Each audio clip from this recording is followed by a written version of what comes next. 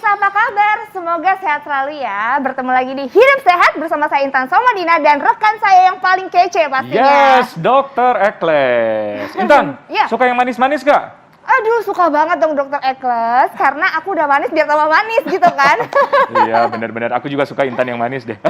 Tapi berhubungan dengan manis, ada yang namanya penyakit diabetes. Wow, Kadang-kadang iya, manis-manis bisa merenggut manisnya dunia ini. Waduh. Wow.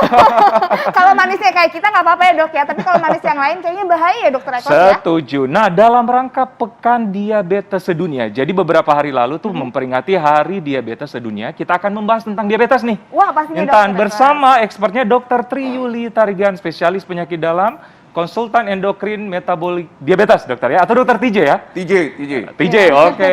Dan ada pasiennya nih, Bapak Sihaan, ya. Selamat pagi ya, Pak. Selamat pagi ya. Semangat. Sehat selalu ya, Pak ya. Iya, sehat selalu ya, Intan. harus selalu Ya. sehat pastinya. Nah ini aku langsung ya tanya fakta Ya, dan mitos silakan. yang pertama nih dokter. Ini fakta mitos yang pertama nih, bahwa seseorang yang memiliki genetik diabetes ini berisiko lebih besar. Ini fakta atau mitos dokter? Fakta. Jadi, Fakta? Ya, jadi memang diabetes itu sebagian diturunkan. Ya. Jadi kalau ada keluarga kita yang ada hubungan darah menyandang diabetes, maka keturunannya harus hati-hati. Tetapi untuk jadi diabetes, munculnya diabetes itu tidak hanya faktor genetiknya, Genetik tadi faktor ya. keturunan, tapi dia berinteraksi dengan lifestyle. Jadi orang yang misalkan punya genetik, tapi dia dari kecil bisa jaga badan, berat badannya ideal, physical activity-nya dia bagus, rutin, kemudian dia tidak overnutrition, maksudnya makannya tidak berlebihan, sehingga seterusnya dia bisa memaintain, bisa menjaga berat badan ideal, fisiknya tetap fit, maka mungkin nanti jadi diabetesnya pun umur-umur tua, umur 60, umur 70 gitu. Kalau udah umur 70 baru kena diabetes, nanti mungkin kena komplikasinya 90 tahun, udah meninggal duluan ketabrak bajai kali. Jadi ternyata memang gaya hidup juga mempengaruhi ya, Mempengaruhi, dokter jadi Mempengaruhi, berinteraksi dengan faktor genetiknya gitu. Lifestyle. Oke, saya ke Bapak Sihaan. Ya. Yang pertama kali terdiagnosa diabetes, Pak Sihaan umur berapa? Sekitar umur berapa? Dan apakah ada faktor genetik, Pak Sihaan? Ada faktor genetik, ada. Saya di apa? ya. Didiagnosis Didiagnosa? itu sekira 20 tahun yang lalu. 20 tahun 20 yang tahun lalu. lalu. Berarti umur berapa ya, Pak? 17 ya? Umur 45. Sekarang kan 63 kan? 63 berarti sekitar 40-an ya? 40-an. Oh, sekitar Oke. 43. Nah, di situ waktu saya cek gitu, gula darah saya sampai 700. Wow. Luar biasa, dokternya juga kaget. Wow. Tapi saya masih Masih bisa beraktivitas. bisa itu cuman rasanya nggak enak ya. Iya. Rasanya kepalanya nggak enak, Kepalanya dan segala macam, badan lemas ya. Iya, iya. Oh, oke. Sedangkan dokter idealnya gula darah 200 berapa dokter? Kalau Idealnya gula badannya normal, disebut orang normal nih ya, beda dengan target. Kalau orang sudah jadi diabetes namanya target. Kalau orang normal, puasa di bawah 100, di bawah cepek. Kalau sewaktu atau 2 jam setelah makan di bawah 140, itu baru badannya disebut normal. Ya, tapi kalau udah kencing manis, sudah jadi diabetes, kita istilahnya target itu dalam bentuk range biasanya. Nah dokter, ini kan tadi kan kita berbicara mengenai seseorang yang memiliki faktor genetik.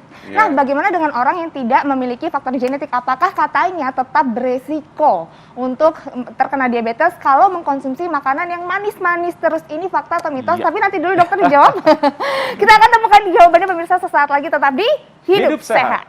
Ya, pemirsa, kembali bersama kami di Hidup Sehat. Oke, Dokter TJ, ada tadi yang belum terjawab. Ya. Nah, katanya orang yang tidak memiliki keturunan diabetes dapat berisiko atau tetap berisiko terkena diabetes. Fakta atau mitos? Ya, itu fakta. Jadi Fakta, teman-teman Dok. sekalian, seperti tadi diabetes tipe 2, Ya. itu sebenarnya terjadinya itu interaksi dari beragam faktor. Jadi, kalaupun seseorang tidak punya genetik, tetapi dari kecil gemuk, balitanya gemuk, jarang gerak, ya. Kemudian juga usia teenagersnya juga badannya gemuk, overnutrition, ya. Makanannya berlebihan, jarang gerak, ya cepat bisa jadi diabetes tanpa dia memiliki faktor genetik sekalipun. Ya. Jadi kita sering tuh di klinik, enggak dok, saya nggak punya keturunan, ditrace yang ada hubungan darah, kakek, nenek, ayah, ibu, paman, bibi, ponakan yang ada hubungan darah, nggak ada sama sekali. Jadi memang tetap harus waspada. Untuk diabetes tipe 2 itu ada faktor lifestyle di situ, ada faktor berat badan, ada faktor aktivitas fisik, ada faktor stres, macam-macam gitu. Oke. Nah, saya mau tanya sama Pak Siahaan ya. Waktu itu Pak Siahaan saat pertama kali tahu atau misalnya kayak aware, wah jangan-jangan saya diabetes nih. Ini gejala apa Pak yang Bapak rasakan? Badan kita itu nggak enak rasanya ya. Terus cepat berkeringat, lapar, ausnya ini yang berlebihan.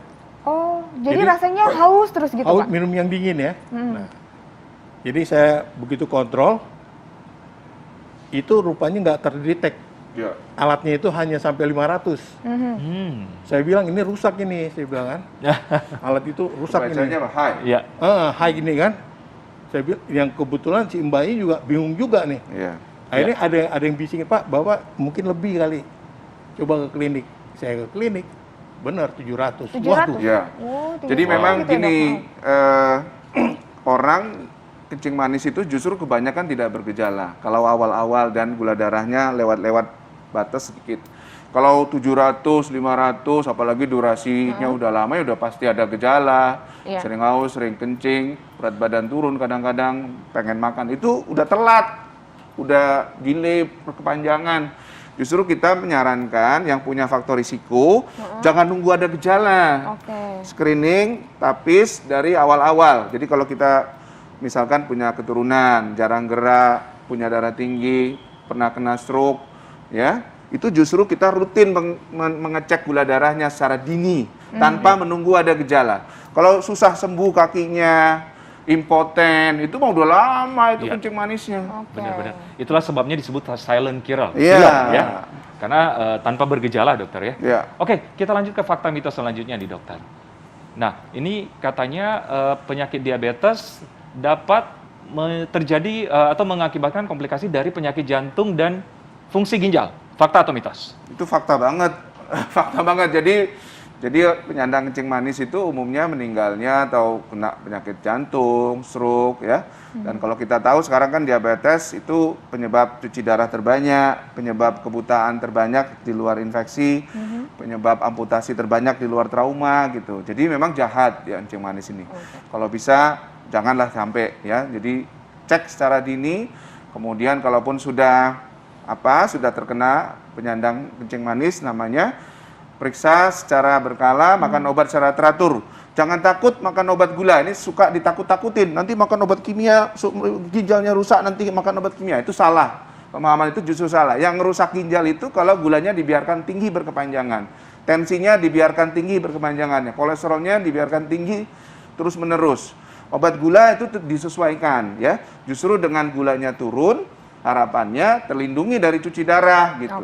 Itu konsepnya, pemahamannya penting. Begitu yang benar. Berarti memang obat-obatannya itu memang penting ya dokter ya untuk harus mengontrol gula darah. Kontrol. Ya, Pak Siahaan. Nah, Pak Siahaan ini kalau sampai saat ini mengontrol gula darahnya Pak Siahaan seperti apa, Pak? Saya berobat ke dokter spesialis ya. Terus minum obat. Saya rutin minum obat 3 hari sekali, sehari 3 kali. Sehari 3 kali. Dengan suntik. Dan suntik insulin nih. Sampai saat ini, Pak? Sampai saat ini. Oh, Bapak, jadi akhirnya ada komplikasi nggak sampai saat ini? Komplikasi nggak ada ya. Cuman diabetes. Stroke aja waktu itu. Cuman stroke saya. Jadi diabetes dulu baru ke stroke atau gimana? Diabetes dulu, baru stroke 3 tahun yang lalu. Diabetes dulu berarti? Kata dokter gimana? Berpengaruh karena diabetes atau gimana? Yang karena pola stroke? makan. Jadi makan yang manis-manis, saya kan suka makan yang manis-manis tuh. Minum-minum yang biasalah yang di iklan-iklan itu. Itu sebenarnya itu berbahaya sekali. Saya sendiri udah ngerasain stroke tuh dari kaki naik ke atas sampai ke sini. Oke. Dan jatuh. Tapi bersyukur sekarang udah dalam keadaan terkontrol ya, Pak. Ya, ada olahraga rutin nggak, Pak Sia? Paling saya olahraganya ya harusnya kan saya dulu hobi jalan ya, jalan gitu. Sekarang karena neuropatik ini jadi permasalahan buat saya. Kakinya, larinya ke neuropatik di telapak kaki itu. Iya. Jadi lifestyle juga ini ya diubah ya, Pak iya. ya. Lifestyle junk food itu memang Oh, Jadi ini disesuaikan. menginspirasi juga masyarakat di rumah yang mungkin sekarang terkena diabetes ya. Jadi lifestyle itu penting banget dan perubahan mindset dokter ya. Ya. Bahwa minum obat itu bukan berarti kita dalam keadaan penyakit gawat tertentu, Ya, ya. tapi malah untuk mengontrol supaya pola hidup kita tetap berlanjut yang baik. Ya. Benar nggak dok ya? Betul. Iya, Oke. dokter. Tadi kan Pak Siahan bilang ada neuropatik. Nah, itu apa sih dokter dan penyebabnya itu apa? Ya, jadi neuropati diabetes itu sebenarnya komplikasi tersering ya diabetes. Sekitar 60-70% penyandang diabetes itu ada mengeluhkan neuropati dari keluhan yang sederhana, tebel, kebas ya. Kemudian geringgingan kata orang Jawa gitu ya. Sampai nyeri ya. Dan itu neuropati itu kalau nanti berkepanjangan hilang rasa, baal. Jadi kalau Baal. tusuk paku dia nggak berasa. Tiba-tiba 2 hari nanti udah busuk kakinya. Dia injakan aspal panas dia nggak berasa tapi luka, melepuh ya. Makanya orang penyandang kencing manis itu kalau keluar rumah nggak boleh tanpa alas kaki. Kan suka itu ya jalan tanpa alas kaki biar sarafnya terangsang. Salah justru. Kalau orang kencing manis beda. Kencing manis harus pakai alas kaki karena kalau dia sudah lama neuropatinya dia nggak berasa. Kena jadi paku, neuropati kena itu- ini, kena benda panas gitu ya. Nggak berasa. Neuropati itu komplikasi diabetes. Oh, komplikasi diabetes yang jadi kayak bikin ada rasa kebas tadi Iya, ya? tebel, kebas, baal, macam-macam sampai nyeri. Kalau nyeri itu kadang-kadang kesenggol aja sakit. Kayak kebakar, panas, nggak bisa tidur. Mirip dengan asam urat, dokter. Kalau asam urat kan lokasinya tertentu di Di sendi. sendi. Kalau Ya. ini dia merata gitu, lebih luas gitu dia lokasinya merata. Oh, jadi beda ya, itu Beda, bedanya beda. dokter ya, supaya masyarakat juga bisa lebih aware, Benar-benar. dokter Nicholas ya. Oke, dokter, penting banget diketahui masyarakat nih. Penderita diabetes tetap memiliki kualitas hidup yang baik, asal kadar gulanya terkontrol. Fakta atau mitos, dokter? Fakta, jadi betul. Fakta. Banyak penyandang diabetes itu jadi orang-orang terkenal, jadi Perdana Menteri, jadi Presiden juga ada. Pasien kita ada mantan Presiden penyandang diabetes. Jadi nggak ada masalah, pilot juga ada. Jadi nggak ada masalah asal gula darah terkontrol dengan lifestyle dan makan obat atau menggunakan obat secara teratur, gulanya terkontrol, maka quality of life-nya akan meningkat. Mau jadi apa aja bisa. Mau jadi apa aja bisa, mau sekolah setinggi-tinggi apa-apa juga bisa. Jadi olahragawan apa aja, berprestasi juga bisa. Jadi nggak ada masalah. Hanya tadi mindsetnya bahwa ada tambahan aktivitas sedikit gitu loh. Jadi mengkonsumsi obat teratur atau menyuntikkan insulin secara teratur. Kalau orang lain mungkin nggak melakukannya, kalau penyandang diabetes tambah sedikit lah kerjaan rutinnya. Tapi itu masalah persepsi. Kalau sudah dianggap itu hal yang biasa, seperti kita juga menerima biasa kalau kita makan nasi, minum kan nggak ada perasaan aneh-aneh gitu. Iya. Jadi jangan dianggap bahwa makan obat rutin itu sebagai beban hidup, tambahan beban hidup bahwa ini saya sudah mau mati, sudah ini, sudah itu gitu. Jangan, itu yang harus diperbaiki mindsetnya. Iya, gitu. iya, Setuju, iya. Setuju setuju, banget dokter. Ini setuju. harus dirubah ya pemirsa mindsetnya. Nah, tadi terkait lifestyle dok, gaya Iya, hidup. Mbak Intan. Kan saat ini orang banyak yang merubah gaya hidupnya untuk menjadi lebih baik, yaitu dengan olahraga. Kayak Iya. lari, Iya. ada yang sepedahan, Iya. atau latihan-latihan di tempat fitness. Nah, ini kan jenis-jenis olahraga yang banyak membakar kalori, yang Iya. kardio. Nah, apakah orang-orang penyandang diabetes itu boleh dokter melakukan kegiatan ini? Boleh, tapi sebenarnya individual sifatnya. Nah, yang penting itu makanya kita nggak pakai istilah olahraga kalau orang itu kencing manis. Aktivitas fisik kita istilahnya. Oh, oke. Jadi banyak jalan, banyak gerak ya. Kemudian kalau jalan sedikit ke pasar, nggak usah naik gojek lah, jalan kaki. Naik tangga 1-2 lantai, jalan hajar aja naik ini gitu. Terus kemudian apa yang sudah bisa dilakukan sesuai dengan kondisi tubuhnya ya lakukan secara rutin. Yang penting tuh rutin. Jadi 30 sampai 50 menit per hari kalau bisa dalam seminggu itu dilakukannya rutin sampai 5 sampai 7 hari itu gitu. Jadi rutinitas itu yang bagus. Iya. Rutinitas itu yang Ya. bagus. Nah, kalau ada penyandang kencing manis yang sudah terbiasa berolahraga, lanjutkan. Misalkan udah biasa pingpong, bola, nggak ada masalah, silakan dilanjutkan. Hanya porsinya diatur dan disesuaikan dengan kondisi Kemampuan, ya. kesehatan tubuhnya, kemampuan lututnya, kemampuan jantungnya, kan biasanya udah ada macam-macam. Jadi intinya gerak apa saja yang bisa dilakukan, lakukan. Ya. Nggak mesti dalam bentuk olahraga yang ada permainannya begitu ya. Jalan kaki, sepeda, berenang, senam apa Malah dianjurkan, dokter Dianjurkan. ya? Malah dianjurkan. Iya. Oke, baik dokter.